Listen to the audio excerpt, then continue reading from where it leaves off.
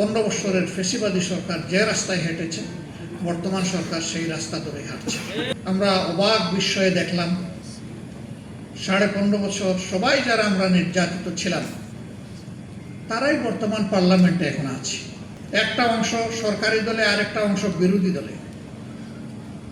একটা দেশ পরিচালনার দায়িত্ব সরকারের, বিরোধী দলের নয়। বিরোধী দলের দায়িত্ব হচ্ছে সরকার ভালো করলে তাকে সহযোগিতা করা, সমর্থন করা। আর সরকার যদি কোনো অন্যায় করে, জনগণের কোনো অধিকার হরণ করে, অথবা যদি খারাপ পথে হাঁটে, তাহলে সরকারকে বাধা দেওয়া, প্রতিবাদ করা।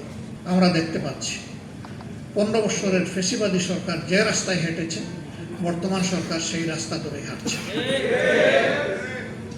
এই রাস্তা পরিবর্তন করতে হবে। এই রাস্তা ফেসিবাদের রাস্তা, এই রাস্তা আয়নাগরের রাস্তা, এই রাস্তা অসংখ্য মানুষকে বিনা বিচারে খুন করার রাস্তা, এই রাস্তা শাপলা চত্বরে আলিম উলামার উপর হায়নার মতো ঝাঁপিয়ে পড়ার রাস্তা। এই রাস্তা বাংলাদেশের মানুষ এই রাস্তায় কাউকে চলতে দেবে না। সুতরাং বিরত থাকুন। আজকের প্রতিপাদ্য বিষয় আলোচনা রাষ্ট্র সংস্কারে মহানবী সাল্লাল্লাহু আলাইহি ওয়াসাল্লামের নীতি ও আদর্শ। এই আদর্শ রাসূল করিম সাল্লাল্লাহু আলাইহি ওয়াসাল্লামের নিজের তৈরি নয়। এই আদর্শ সিলেক্ট করে দিয়েছেন, তৈরি করে দিয়েছেন স্বয়ং আমাদের স্রষ্টা আল্লাহ রাব্বুল আলামিন।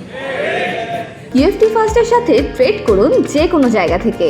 ক্যাম্পাসে ক্লাসের ফাঁকে, ঢাকার জ্যামে বসে কিংবা ঘরে বসে, ট্রেডিং এখন হাতের মুঠোয়। তাই ট্রেড করুন যখন খুশি, যেখানে খুশি।